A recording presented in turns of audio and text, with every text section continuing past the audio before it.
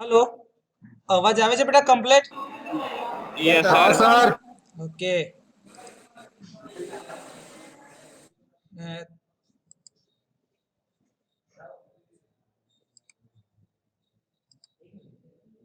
हाँ, હવે સ્ક્રીન ઉપર તમને સિલેબસ દેખાઈ રહ્યો છે બેટા? हाँ सर। ઓકે, તો આપણે જે સબ્જેક્ટ ભણવાના છે એ છે આપણો સ્વિચ ગિયર એન્ડ પ્રોટેક્શન, જેનો સબ્જેક્ટ કોડ છે 3360901. આ સબ્જેક્ટ આપણને છઠ્ઠા સેમેસ્ટરમાં ઓફર કરવામાં આવે છે. જે સેમેસ્ટર નંબર 6 ની અંદર આપણા 4 સબ્જેક્ટ જે ભણવાના છે એમાંનો આ એક મેઇન સબ્જેક્ટ છે તમારી પાસે. તો સ્વિચ ગિયર એન્ડ પ્રોટેક્શનની જરૂરિયાત શું છે? તો કે સ્વિચ ગિયર એન્ડ પ્રોટેક્શન જે અત્યાર સુધી તમે બધા કોર્સ ભણ્યા છો, જેમ કે transmission distribution of electrical power ભણ્યા છો, ઇલેક્ટ્રિકલ મશીન્સ ભણ્યા છો, એ બધા જ એપરેટસ ને આપણી આજુબાજુની જે પાવર સિસ્ટમ સાથે સાથે ચાલી રહી છે, તો એ પાવર સિસ્ટમમાં બધું જ મશીન પર ચાલી રહ્યું છે. તો એની રિલાયબિલિટી મેન્ટેન કરવા માટે અને પાવરના કન્ટિન્યુએશન માટે બને છે સ્વાભાવિક વસ્તુ છે કે ભાઈ જે વસ્તુ આ મશીન ચાલતો એમાં ક્યાંક ને ક્યાંક ફોલ્ટ આવતા હોય, તે ફોલ્ટના લીધે નુકસાન જાય અને સિસ્ટમની અંદર રિલાયબિલિટી મેન્ટેન થતી નથી. તો આ કેસમાં એ ફોલ્ટ થાય તો જે નુકસાન થતું એ કાં તો અટકાઈ શકાય કાં તો ઓછું કરી શકાય, એ વિચારીને એની અંદર પ્રોટેક્શન એમ્પ્લોય કરવામાં આવે છે. તો એ પ્રોટેક્શન જે આપણે લગાડીએ છીએ એની માટે આપણે એની અંદર એપરેટસ મૂકેલા હોય છે. સર્કિટ બ્રેકર છે, આઇસોલેટર છે, અર્થ સ્વિચ છે, ફ્યુઝ છે, રિલે મૂકેલા છે. જે રિલે એટલે ઇન્ટેલિજન્ટ ડિવાઇસીસ કે જે મગજ છે પ્રોટેક્શન સિસ્ટમ. તો આ બધા જ કમ્પોનન્ટ જ્યારે ભેગા થાય છે ત્યારે સિસ્ટમની અંદર રિલાયબિલિટી ઇમ્પ્રૂવ થાય છે, સાથે સાથે એની અંદર આવતા ફોલ્ટને આપણે ઓછા કરી શકીએ કાં તો એની અસરને ઓછી કરી શકીએ છીએ. હવે આ કોર્સ તમને એટલા માટે ભણાવવામાં આવે છે કે તમે જ્યારે સિસ્ટમમાં જોબ કરતા હશો આગળ જઈને, તો તમને ખબર હોવી જોઈએ કે ભાઈ મારી આ જે સિસ્ટમ છે કે એની અંદર મારે કયા કયા ટાઈપના પ્રોટેક્શન આપવામાં, એમાં કયા કયા ટાઈપના ફોલ્ટ થાય છે. એ ફોલ્ટ થાય તો મારી રિલેના લોજિક કેવા હશે અને કયા ટાઈમના રીતે ઓપરેશન આપણાને આપે છે જ્યાં ત્યાં વખતે, જેથી કરીને આપણા ફોલ્ટને આપણે ઓછા કરી શકીએ છીએ, કાં તો એવું લોજિક લગાડો કે જેથી કરીને ફોલ્ટના લીધે જે નુકસાન થાય છે એ ઓછું થઈ શકે. બસ એ જ વસ્તુ શીખવાડવા માટે આ કોર્સ તમને ઓફર કરવામાં આવે છે. આ કોર્સ તમને ઓફર કરવાથી તમારી અંદર કઈ કઈ ટાઈપની સ્કિલ્સ આવી શકે છે, તો કે તમને દરેક સિસ્ટમ માટે દરેક એપરેટસના પ્રોટેક્શનમાં જે આપણે કંટ્રોલ લોજિક ડેવલપ કરવાના છીએ, જે કોન્ટેક્ટર અને રિલે થ્રુ આપણે કંટ્રોલ લોજિક ડેવલપ કરીએ છીએ. દરેક સિસ્ટમમાં બે સર્કિટ ચાલે છે સાથે સાથે, જે આપણે અત્યાર સુધી જોયું છે દરેક મશીનની પેનલ્સમાં કે પાવર ડાયાગ્રામ અલગ હોય અને એનો કંટ્રોલ ડાયાગ્રામ અલગ હોય. તો આ જે પ્રોટેક્શન સિસ્ટમ આપણે આપીએ છીએ તો એની અંદર જે સ્વિચ ગિયર ઓપરેટ થાય છે, પણ એ સ્વિચ ગિયરને જે સિગ્નલ્સ આપવાના છે એ આપણે કંટ્રોલ લોજિકથી આપવાના છે.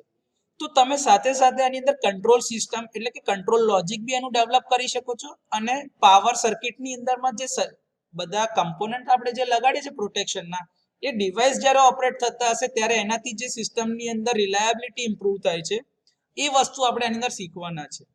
હવે એ રિલાયબિલિટી ઇમ્પ્રૂવ કરવા માટે જ આપણે એની અંદર બધા બહુ એપરેટસ લગાડેલા છે. એ એપરેટસ જે છે એ બી સમજવાના છે, એના કન્સ્ટ્રક્શન, એના વર્કિંગ પ્રિન્સિપલ, એ કેવી રીતે ઓપરેટ થાય છે, એની અંદર કયા કયા ટાઈપના પ્રોબ્લેમ આવી શકે છે, અને એ પ્રોબ્લેમ સોલ્વ કરવા માટે તમારે શું એક્શન્સ લેવાના, શું મેજર્સ રાખવા પડે છે, એ વસ્તુ આપણે આ કોર્સમાં જોવાના છે. તો નેચરલી કે આના કોર્સ આઉટકમ્સ બી તમારે જોવા પડશે. તો આપણા આ સિલેબસની અંદર 6 ચેપ્ટર છે. આ 6 ચેપ્ટર જે છે એના ઉપરથી જ આપણે એના 6 કોર્સ આઉટકમ્સ ડિફાઇન કરેલા છે સિલેબસમાં. સરળતા માટે આપણે આ જ કોર્સ આઉટકમ્સને આપણા મેઇન કોર્સ આઉટકમ્સ તરીકે લઈએ છીએ. તો એના પરથી જ આપણને ખબર પડશે કે આપણા 6 ચેપ્ટર આપણે કેવી રીતે ડિફાઇન કરેલા છે. તો તમને એટલી તો ખબર પડી જશે કે સર સૌથી પહેલા જે આપણા પ્રોબ્લેમ્સ થાય છે એ બધા ફોલ્ટના લીધે જ રિલાયબિલિટી ઇમ્પ્રૂવ કરવા માટે જ આપણે મહેનત કરીએ છીએ. તો સિસ્ટમમાં ફોલ્ટ તો આવવાના એ નેચરલ જ છે. તો એ કયા ટાઈપના ફોલ્ટ આવે છે અંદર, એ ફોલ્ટ વિશેનું જો નોલેજ નહીં હોય તો તમે આગળ વધી જ નહીં શકો. તો આપણું જે સૌથી પહેલું ચેપ્ટર હોય છે એ છે ઇન્ટ્રોડક્શન, અને એની જ અંદર આવે છે કે કયા કયા ટાઈપના ફોલ્ટ સિસ્ટમમાં થાય છે. તો સૌથી પહેલું ચેપ્ટરની અંદરમાં જ આપણે બધા અલગ અલગ ટાઈપના ફોલ્ટના ક્લાસિફિકેશન્સ આપેલા છે. એટલે આપણો પહેલો સીઓ નેચરલી ફોલ્ટ માટેનો જ થશે. સર એ ફોલ્ટ તો આવે છે, તો ફોલ્ટ આવે ત્યારે સૌથી પહેલા ફોલ્ટને દૂર કરવા માટે કયા કયા ડિવાઇસ ઓપરેટ થાય છે? તો આપણને ખબર છે કે એવા ફોલ્ટને આપણે ઓછા કરવા માટે અથવા તો સિસ્ટમમાંથી હટાવવા માટે જે સિસ્ટમમાં ઓપરેટ થતા ડિવાઇસ છે એ છે સર્કિટ બ્રેકર. આ સર્કિટ બ્રેકરનું કામ શું છે કે હેલ્ધી કમ્પોનન્ટ અને ફોલ્ટી કમ્પોનન્ટને એકબીજાથી છૂટા પાડશે. એટલે કે હેલ્ધી પાર્ટ એ ફોલ્ટી પાર્ટથી દૂર થશે અને ફોલ્ટી પાર્ટનું જે કંઈ બી નુકસાન જે છે એ ઓછું થઈ શકે અને હેલ્ધી સિસ્ટમને નુકસાન ના જાય. એના માટે હેલ્ધી પાર્ટ અને ફોલ્ટી પાર્ટ એકબીજાથી દૂર કરવામાં આવે છે. તો આ સર્કિટ બ્રેકર બી અલગ અલગ ટાઈપના છે. સર્કિટ બ્રેકરની જોડે આઇસોલેટર્સ બી સિસ્ટમમાં લગાડેલા છે અને અર્થ સ્વિચ બી લગાડેલા છે. એ બધું જ આપણે અહીંયા આગળ ભણવાના છે ચેપ્ટર નંબર 2 માં. પણ આ સર્કિટ બ્રેકરને ઓપન થવા માટેના અથવા તો ક્લોઝ થવા માટેના સિગ્નલ્સ કોણ આપશે?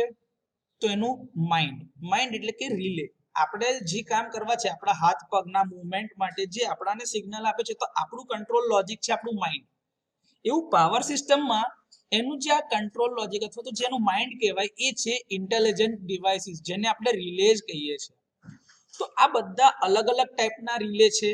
એ રિલે આપણે ભણવાના છે, એમના વર્કિંગ પ્રિન્સિપલ, એના ઓપરેટિંગ પ્રિન્સિપલ્સ, એના ક્લાસિફિકેશન્સ, એના કન્સ્ટ્રક્શન, એના મેરિટ્સ, ડીમેરિટ્સ, ક્યાં આગળ કઈ રિલે ઓપરેટ થાય, કઈ લગાડી શકાય, શું ફાયદો છે, એ બધું જ આપણે આ ચેપ્ટરમાં જોવાના છે.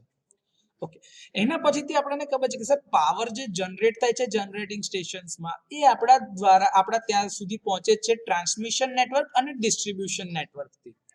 તો મેજર ફોલ્ટ જે થાય છે એ ટ્રાન્સમિશન અને ડિસ્ટ્રીબ્યુશન નેટવર્કમાં થાય છે, કેમ કે એ ઓપન એરિયામાં છે ને બહુ જ લાંબો પાર્ટ છે સિસ્ટમનો.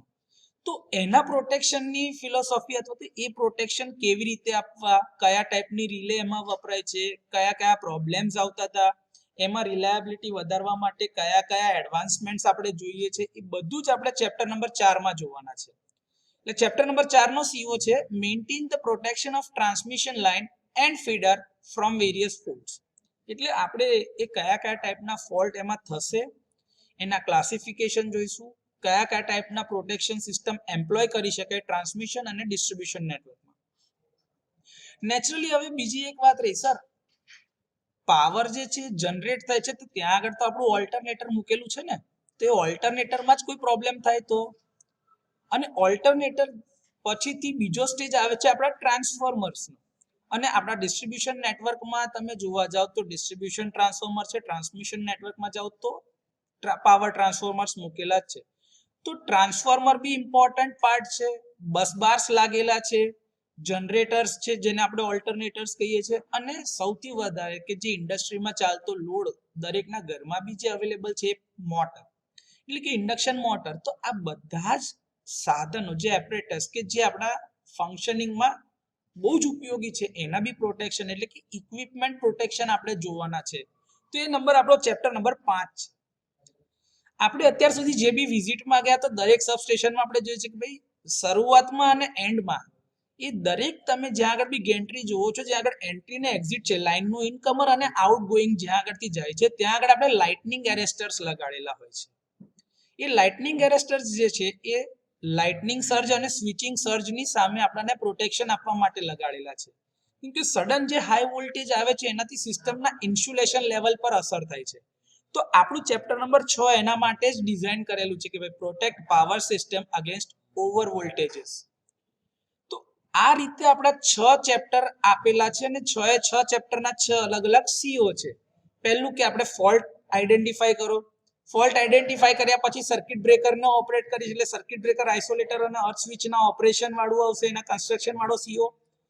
એને ઓપરેટ કરવા માટે જે સિગ્નલ આપીએ છીએ એ આપણા રિલેઝ આપે છે, એટલે રિલે માટેના ચેપ્ટર જે છે એ ચેપ્ટર નંબર 3 માં છે. પછી આપણું મેઇન નેટવર્ક છે ટ્રાન્સમિશન અને ડિસ્ટ્રીબ્યુશન નેટવર્ક કે જેના થ્રુ પાવર આપણા સુધી પહોંચે છે. અને પાંચમું જે છે એ બધા એપરેટસ પર આધારિત છે કે ભાઈ જનરેટર છે, ટ્રાન્સફોર્મર છે, બસબાર છે, પછી આપણા ઇન્ડક્શન મોટર્સ છે, આ બધાના પ્રોટેક્શન સિસ્ટમ માટેની વાત જે છે પાંચમા સીઓ થી આપણે એડ્રેસ કરીએ છીએ. અને છઠ્ઠો સીઓ જે છે આપણો એ છે ઓવર વોલ્ટેજીસ ના લીધે જે પ્રોબ્લેમ્સ થાય છે સિસ્ટમમાં, જે ઇન્સ્યુલેશન લેવલ પર અસર કરે છે, એને એડ્રેસ કરતો આપણો સીઓ નંબર 6 છે.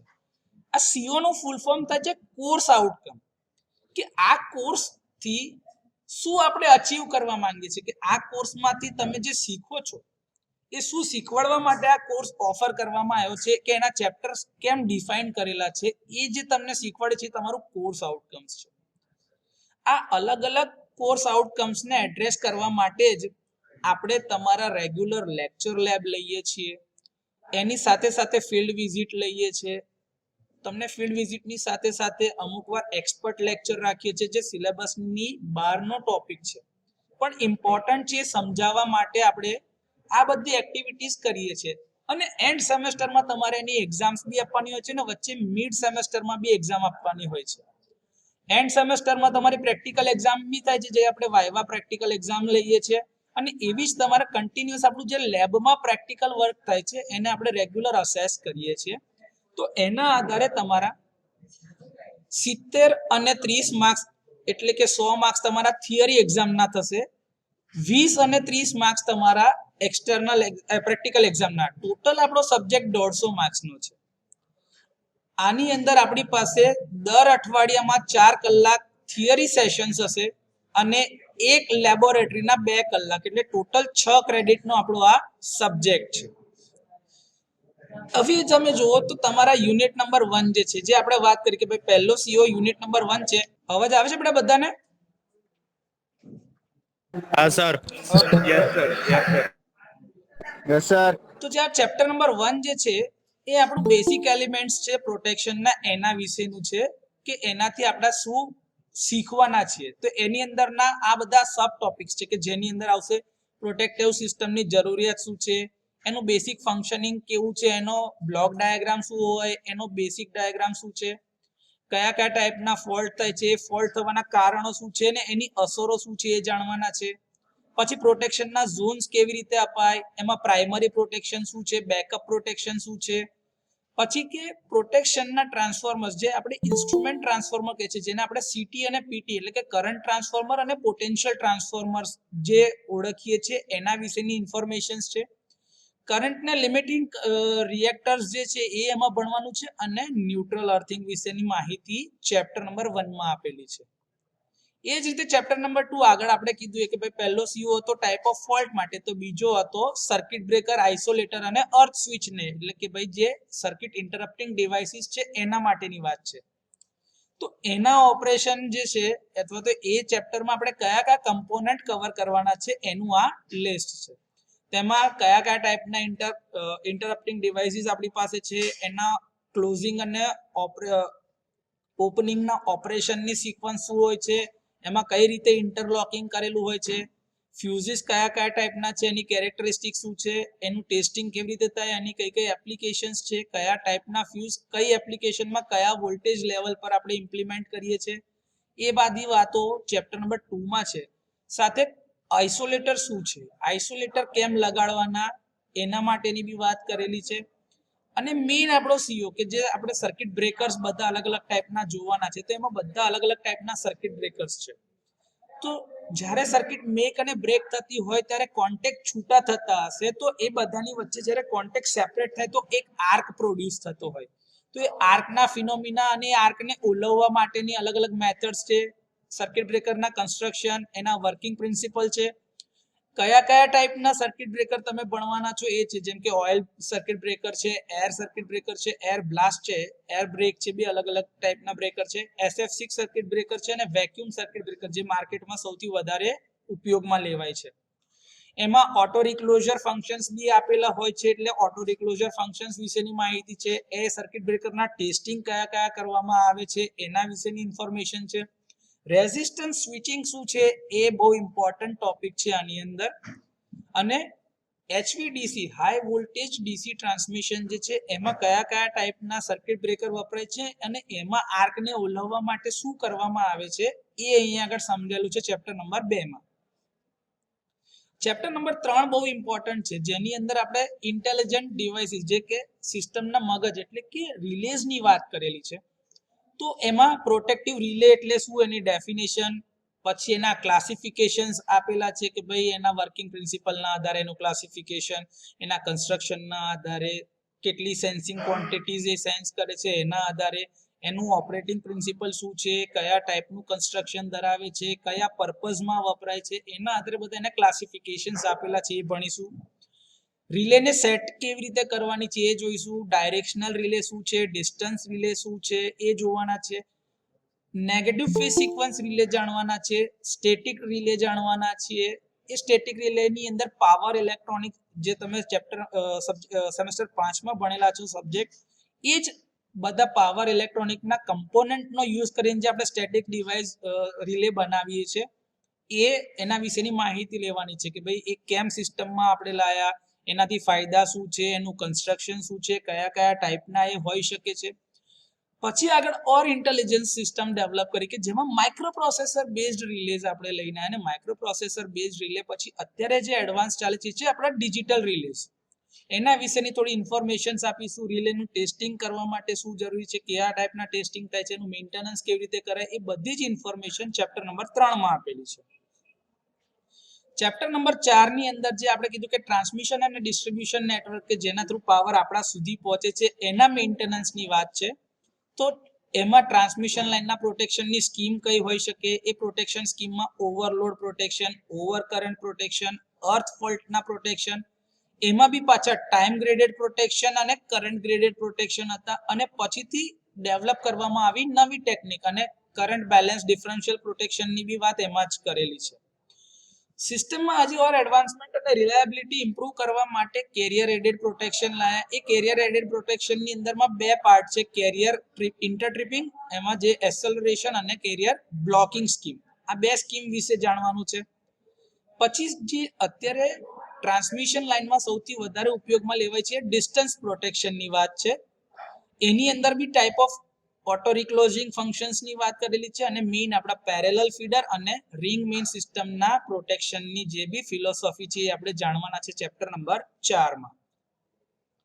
ચેપ્ટર નંબર 5 જે છે એ ઇન્સ્ટ્રુમેન્ટ જે આપણા જે એપરેટસ યુઝ કરીએ છીએ એના પ્રોટેક્શન માટે છે. તો આપણા જે એપરેટસ છે જેમાં ટ્રાન્સફોર્મર છે તો ટ્રાન્સફોર્મરના પ્રોટેક્શન્સની વાત કરેલી છે, ઓલ્ટરનેટરના પ્રોટેક્શનની વાત કરેલી છે, મોટર પ્રોટેક્શન અને બસબાર પ્રોટેક્શનની વાત અહીંયા કરેલી છે.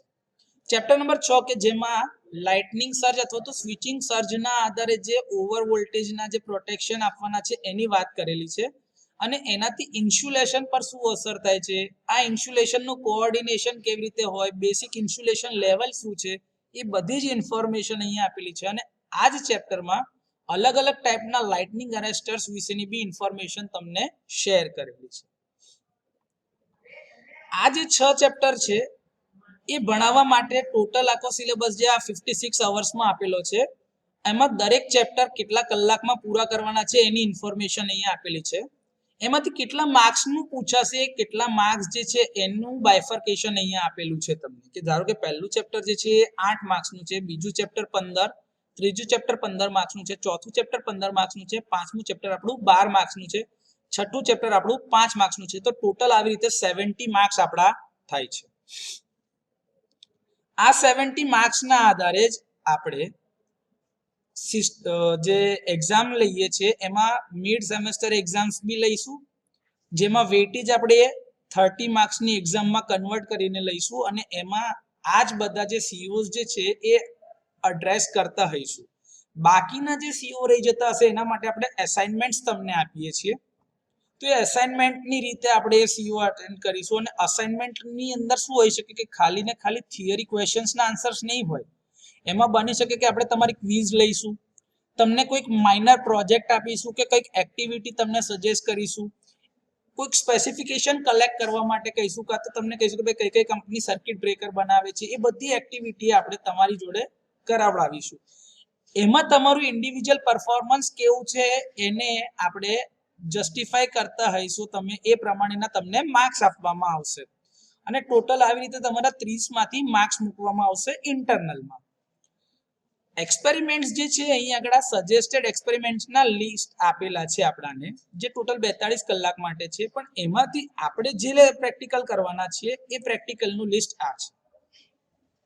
સ્ક્રીન દેખાય છે બેટા બધાને આ પ્રેક્ટિકલના લિસ્ટ વાળી?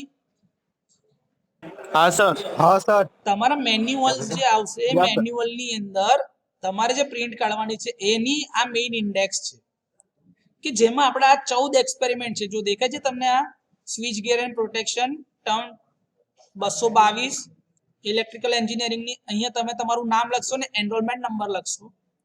જે એક્સપેરિમેન્ટ તમને કરાવવામાં આવશે બેચ વાઇઝ, જે તમારી બેચની અંદર તમને એક બેચના ધારો કે 5-10 સ્ટુડન્ટને પહેલો પ્રેક્ટિકલ હોય, બીજાને બીજો હોય, ત્રીજાને ત્રીજો હોય, એ રીતે જે આપણે પ્રેક્ટિકલ જે લેબોરેટરીમાં કરાવીએ છીએ એના આધારે તમારી ડેટ, તમારે જે પ્રેક્ટિકલ આપણે પરફોર્મ થશો એ ત્યાં આગળ એની ડેટ નાખવાની હશે.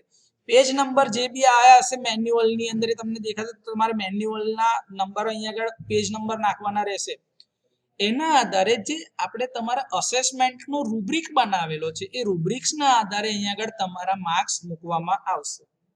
દરેક વિદ્યાર્થીએ પોતાની મેન્યુઅલ જે તે પ્રેક્ટિકલ જે દિવસે પતે એટલે નેક્સ્ટ ટર્નમાં આવીને એ પ્રેક્ટિકલ મેન્યુઅલ ટાઈમે ચેક કરાવી લેવાની રહેશે અને આ માર્ક્સ દરેકે એન્ટર કરાવડાવી દેવા પડશે. અહીંયા આપણે જે જોવો તો આપણે 6 સીઓ છે અને 6 સીઓ ને અટેન્ડ કરતા અથવા તો જસ્ટિફાઈ કરતા પ્રેક્ટિકલ્સના લિસ્ટ અહીંયા મૂકેલા છે. પહેલો પ્રેક્ટિકલ જે છે CO1 માટે, એ જે આપણે ઇન્સ્ટ્રુમેન્ટ ટ્રાન્સફોર્મર CTPT ની કેરેક્ટરિસ્ટિક જે ચેક કરવાની છે, તો એના માટે પોલારિટી અથવા તો એની મેગ્નેટાઇઝિંગ કેરેક્ટરિસ્ટિક પ્લોટ કરવા માટેનો એક પરફોર્મન્સ લઈશું. બીજો એક્સપેરિમેન્ટ ફ્યુઝિંગ ફેક્ટર એટલે કે ફ્યુઝનો ફ્યુઝિંગ ફેક્ટર માપવા માટેનો છે. ત્રીજો એક્સપેરિમેન્ટ જે છે SF6 સર્કિટ બ્રેકર્સ માટેનો છે અને ચોથો જે છે સર્કિટ બ્રેકરના અલગ અલગ પાર્ટ જે આવતા હોય દરેક અલગ અલગ સર્કિટ બ્રેકરમાં એના માટેનો છે ચોથો સર્કિટ એક્સપેરિમેન્ટ. પાંચમો એક્સપેરિમેન્ટ છે એ જે છે એ થર્મલ ઓવરલોડ રિલેનું ઓપરેશન ચેક કરવાનું છે અને એની ટાઈમ કરંટ કેરેક્ટરિસ્ટિક પ્લોટ કરીશું. આમાં થર્મલ ઓવરલોડ રિલે તરીકે આપણે MCB નો યુઝ કરવાના છીએ. એના પછી છઠ્ઠો એક્સપેરિમેન્ટ છે જેમાં આપણે રિવર્સ પાવર પ્રોટેક્શન જે આપણી પાસે પેનલ લેબોરેટરીમાં અવેલેબલ છે એના ઉપર આપણે પ્રેક્ટિકલ કરવાના છે, જેમાં ડિફાઇનાઇટ ટાઈમ રિવર્સ પાવર રિલે આપણે લગાડેલી જ છે. એનો નંબર, એની કેરેક્ટરિસ્ટિક્સ, એ કેવી રીતે ઓપરેટ થાય છે, બધી જ વાત તમારી મેન્યુઅલમાં આગળ કરેલી છે. પછીનો પ્રેક્ટિકલ જે છે એ સ્ટડી પ્રેક્ટિકલ છે, જેમાં બુકોલ્સ રિલે થી આપણે પાવર ટ્રાન્સફોર્મરના પ્રોટેક્શનમાં બુકોલ્સ રિલે કેમ અગત્યની છે, એ શું કામ કરે છે એના વિશેની ઇન્ફોર્મેશન છે. એના પછીનો એક્સપેરિમેન્ટ જે છે એમાં આપણે આ જે ઓવર કરંટ રિલે જે છે એની IDMT કેરેક્ટરિસ્ટિક પ્લોટ કરવાના છે રેડિયલ ફીડર માટે, કે ભાઈ એ કેવી રીતે ફોલ્ટ થાય ત્યારે ઓપરેટ થાય છે અને એનું આપણે રીડિંગ લેવાના છીએ. એના પછી એ જ પેનલ પર આપણે IDMT રિલેઝનો યુઝ કરીને પ્રાઇમરી અને બેકઅપ પ્રોટેક્શન આપવાના છે અને એની કેરેક્ટરિસ્ટિક આપણે પ્લોટ કરવાના છીએ.